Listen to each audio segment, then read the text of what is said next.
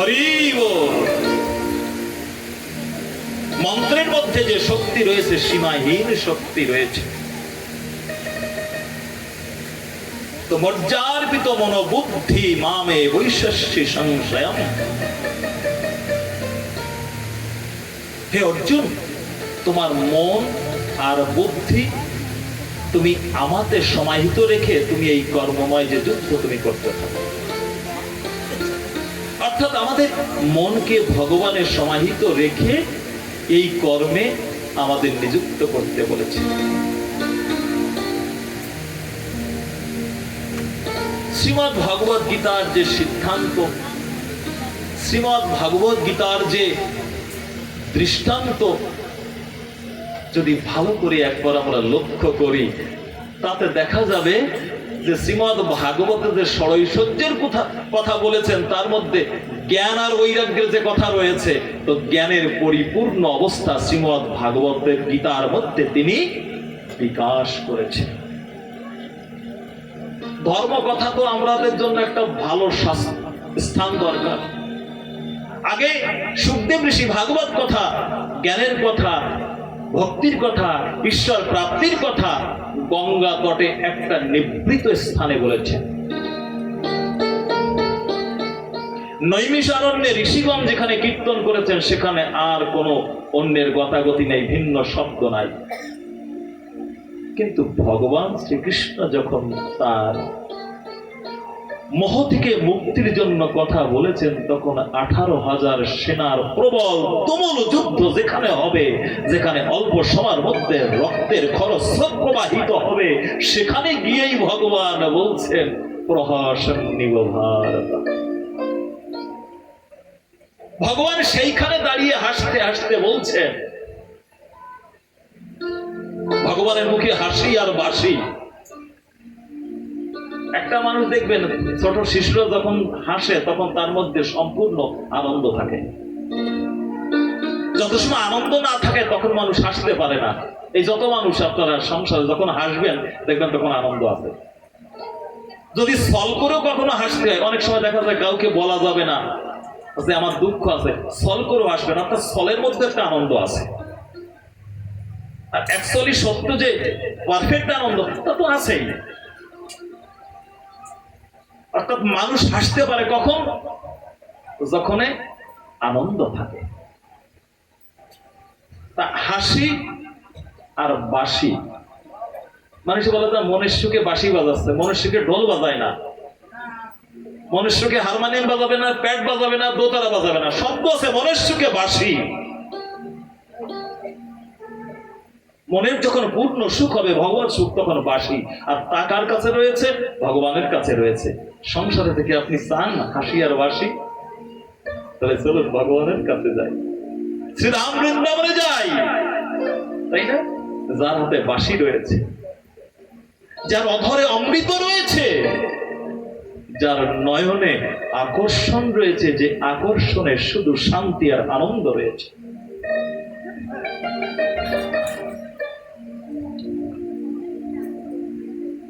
যে ভগবানের কাছে নিরানন্দ কখনো স্থান পায়নি। আপনি যদি সত্যি আনন্দ চান, চলেন বৃন্দাবনে আমার গোবিন্দের রূপ সমুদ্রে একটু স্নান করতে।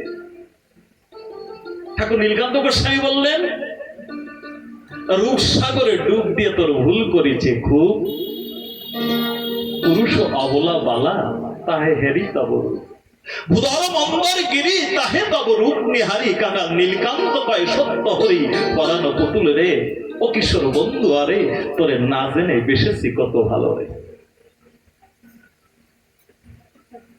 ঠাকুর নীলকান্ত গোস্বামী শ্রীমৎ স্বামী সত্যানন্দ তার গুরুতে ভগবত প্রসাদ লাভের জন্য যেভাবে আত্মসমর্পণ করেছিলেন, তার নিদর্শন তার এই ভজনের মধ্যে রয়েছে।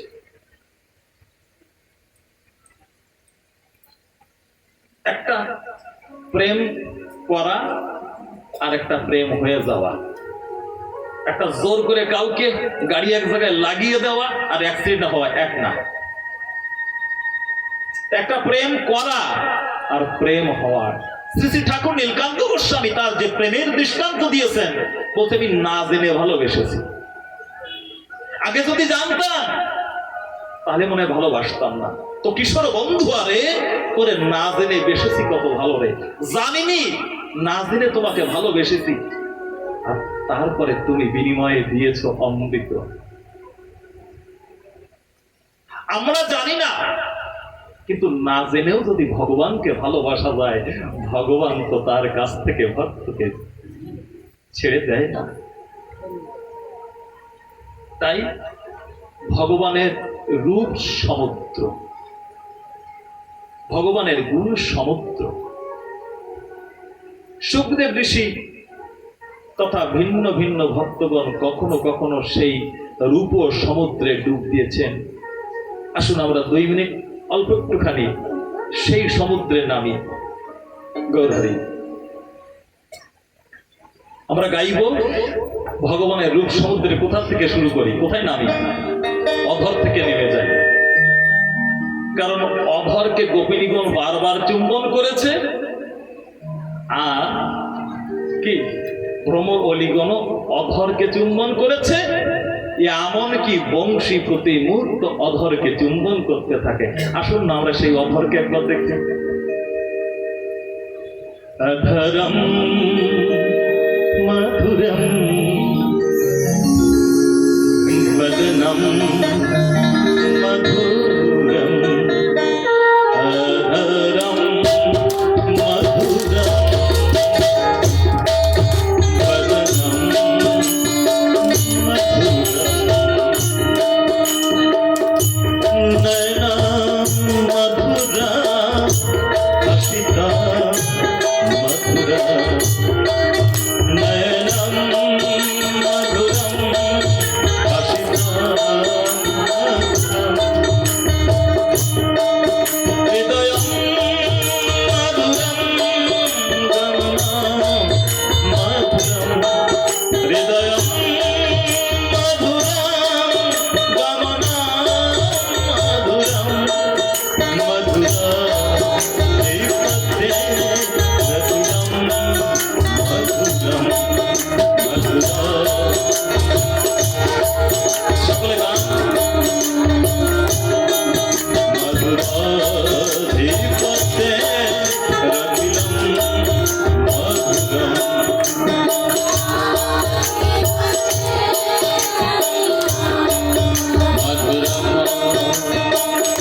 ভগবানের কোথায় কোথায় মধুর আছে?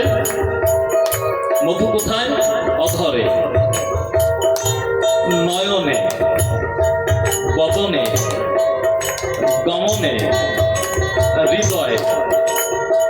তারপরে বলছে সব জায়গায় তার মধু। অখিলাম মানে ভগবানের যা কিছু আছে, ভগবানের শরীরে তো রয়েছে, কিন্তু ভগবানের বলতে যা কিছু আছে তাতে সবকিছুতে মধুর। বচনম মধুরম বলিতম মধুরম, বচনম মধুরম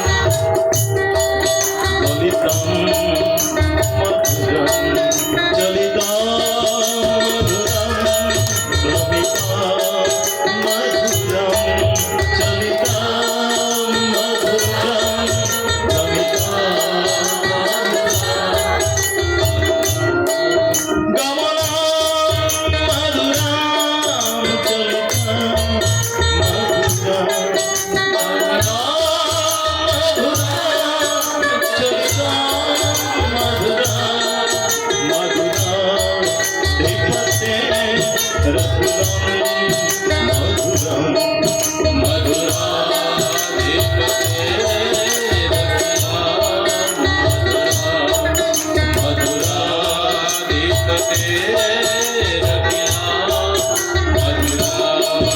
দীপতে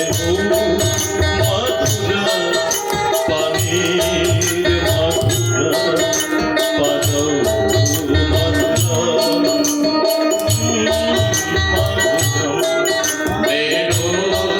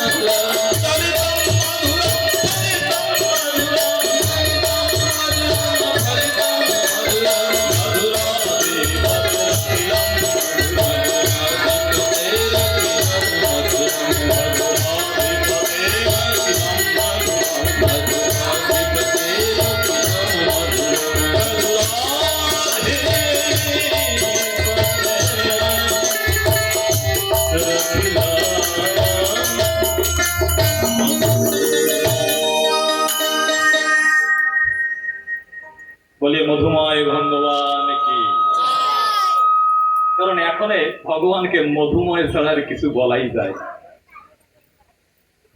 ভক্ত তোমার কাছে জিজ্ঞাসা, তোমার জীবনকে তুমি মধুময় কি করতে চাও? তুমি যদি তোমার সর্ব অঙ্গকে মধুময় করতে চাও, তাহলে মধু সমুদ্র শ্রীকৃষ্ণ ভগবানের রূপ ও রাশিতে তুমি নিজেকে নিজে সমর্পিত করে দাও।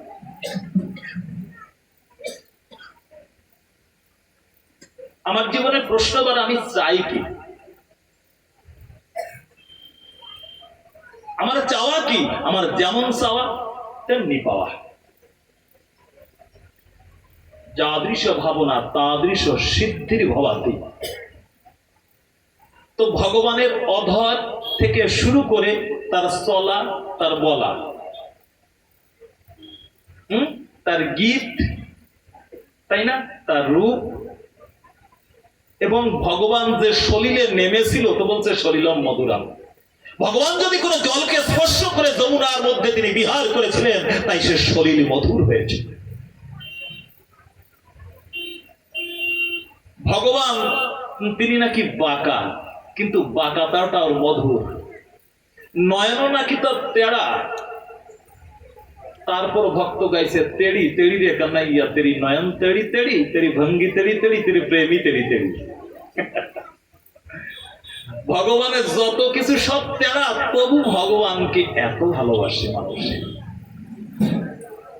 অর্থাৎ তেড়া হলো সেটা কি? ভগবান। ভগবানকে ভালোবাসলে তখন দেখা যাবে তার সব কিছু আনন্দময়। এই জন্য হে জীব, তুমি যদি আনন্দ চাও, তাহলে তুমি সেই মধুপতি, মধুরূপবান, তাই না, মধু সমুদ্র সেখানে পতিত হও, তাহলে তোমার জীবন মধুর হয়ে যাবে। তাই আমাদের জীবনকে যদি অমৃতময় করতে হয়, আমাদের জীবনকে যদি মধুময় করতে হয়, তা মধু সাদৃশ ভগবত নামকে আশ্রয় করুন। ভগবানের রূপের কাছে তো আমরা তাড়াতাড়ি যেতে পারবো না। সেদিনের সে অধর সুধাকে যদি আস্বাদন না করতে পারি, কিন্তু চিত্রপটের মধ্যে ভগবত তার ভাবনার মূর্তিকে আশ্রয় করেছে, তাই না? শ্রীমদ্ ভাগবতে দশম স্কন্ধে দ্বাদৃংশ অধ্যায়ে একটি শ্লোকে আছে, ঈশ্বর স, ঈশ্বর স ভগবান অন্তর আত্মা যোগেশ্বর হৃদি কল্পিত আসনা। ভগবান কি করতে পারেন সেটাও বলেছেন। ব্রজগোবিন্দগণ যখন ভগবানকে পেলেন, তখন কি করলো? তখন তাদের অঙ্গের যে উত্তরী আছে, উত্তরে বিছিয়ে দিল বসার জন্য।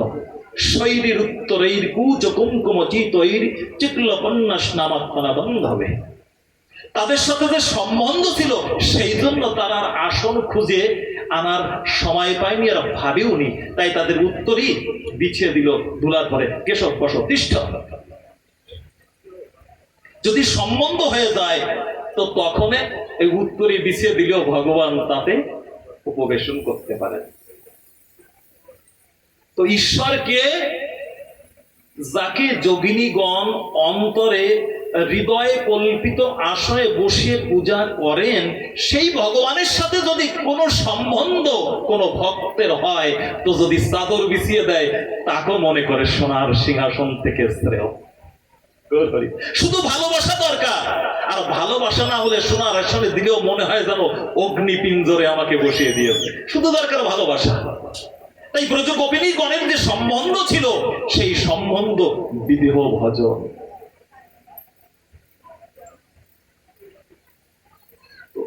ঈশ্বর স যোগেশ্বর, যিনি যোগেশ্বর তিনি ঈশ্বর। আর তাকে কি করে পাওয়া যায়? তিনি কেমন?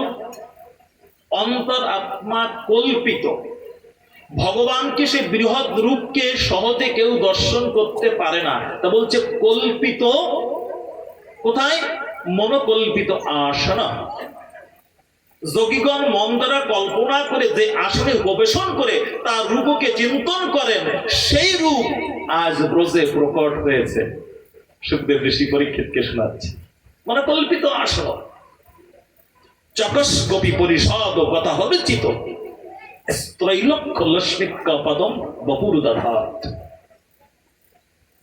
কি বললেন?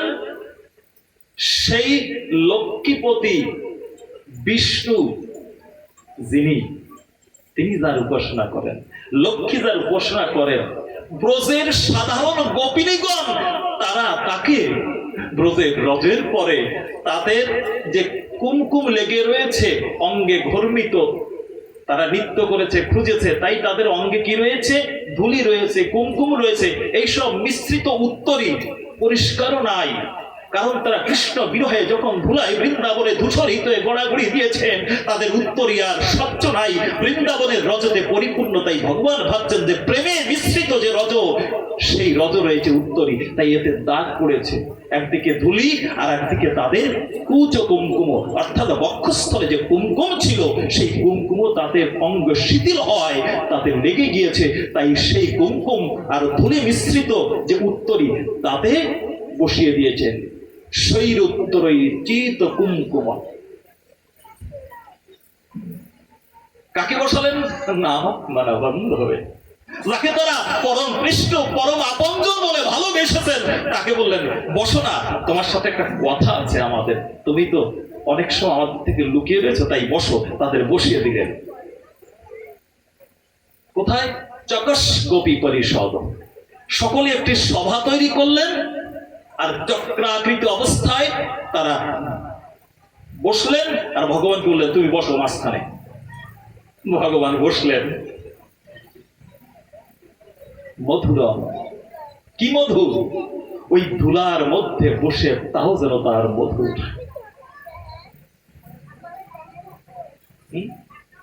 কারা বসালেন? ত্রৈলক্ষ। ব্রজের যে স্ত্রীগণ রয়েছে, যারা লেখাপড়া জানে না, যাদের কাছে কোনো শাস্ত্র জ্ঞান ধর্ম জ্ঞান নাই, শুধু কৃষ্ণকে আপনজন বলে ভালোবেসেছে, সেই ভালোবাসার ভগবানকে তারা বসিয়ে দিয়েছে নিজের আঁচলে। বসো কেশব, বসে দিয়েছে। সভা দৈত্য তমনঙ্গ দীপম সহাস লীলক্ষণ বিভ্রম্ভবা। তখন সবাই হাসতে হাসতে ভগবানকে বলতেন শ্রেণুগজা সহাস লীলক্ষণ, অর্থাৎ তারা হাসতে হাসতে ভগবানের যে হারিয়ে যাওয়া সেই পূর্ব লীলাকে স্মরণ করে বলছেন সহাস লীলক্ষণ বিভ্রম্ভবা। তুমি আছো না, কোথায় আমাদের থেকে চলে গিয়েছিলে? বহু ধরনের কথা এখানে।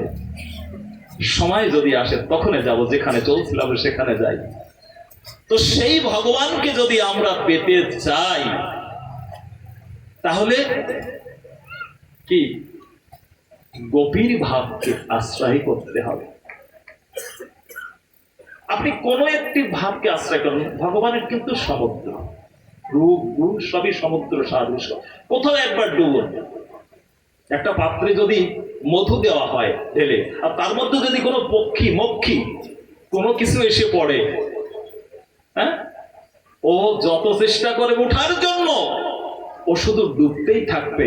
তাই আপনারা একবার চেষ্টা করুন না যে কোনোভাবে কৃষ্ণের রূপ কৃষ্ণের গুণ সমুদ্রে একবার পতিত হই, তারপরে আপনার আর ওঠারও দরকার নেই, ডুবারও দরকার নেই, আপনি মধুর ক্রিয়া সে আকর্ষণ করবে। দেখছেন গঙ্গার একটা গোল আছে, কোন কোন জায়গায় গঙ্গার ভালো গোল আছে। তো যদি ঘোলের মধ্যে কেউ একবার পড়ে যায়, তখন চেষ্টা করলেও কিন্তু আর উঠতে পারে না, অতল গহ্বরে নিয়ে যায়। যদি কৃষ্ণ সমুদ্রের ঘোলায় যদি কেউ পড়তে পারে, তাকে আর উঠার চেষ্টা করলেও সে আর উঠতে পারবে না। তার কর্ষণ যে শক্তির যে কর্ষণ, কৃষ্ণম, কৃষ্ণের রূপে আকর্ষণ, গুণী আকর্ষণ, রসে আকর্ষণ, সর্বত্র তার আকর্ষণ। কোনোভাবে আপনি পতিত হন। ভগবানের রূপ দেখে আকার ভাবছি কি, আমার তো বিশালতা তার কাছে তুচ্ছ, আমার যে অঙ্গ শোভা তাও তো তুচ্ছ হয়েছে। নব নিরোধ কান্তিত নিন্দিত কান্তি ধর। পূর্ব আকাশে যখন সূর্য উদিত হয়েছে, মৃদু মৃদু সূর্য উদ্ভাসিত হয়েছে, আর তাতে আকাশ নীল বর্ণে শোভা দ্বারা শোভিত হয়েছে। মৃদু মৃদু ঝঙ্কারিত হচ্ছে পশু কুলের গুঞ্জন। তার সাথে সাথে মৃদু মৃদু পবন ধীরে ধীরে চলছে। কিন্তু চলতে চলতে যখন বৃন্দাবনে প্রবেশ করেছে, বৃন্দাবনের দিকে দৃষ্টি এসেছে সেই প্রকৃতির, তখন দেখছে আমার রূপ তো কৃষ্ণ রূপের কাছে তুচ্ছ। তা কি বলছে? কৃষ্ণের রূপ নব নিরত নিন্দিত। আকাশে আধো আধো মেঘ সূর্য এই মিলিত অবস্থায় যে সুন্দর শোভা ধারণ করেছে, সেই শোভাকেও ভগবানের অঙ্গ জ্যোতি নিন্দিত করছে। নব নিরত নিন্দিত কান্তি ধরমকে ভগবান শ্রীকৃষ্ণ যে অঙ্গ কান্তি। তারপরে কি বলছে? রস সাগর নাগর রূপ ভর। ভগবানের যে রূপ সে হচ্ছে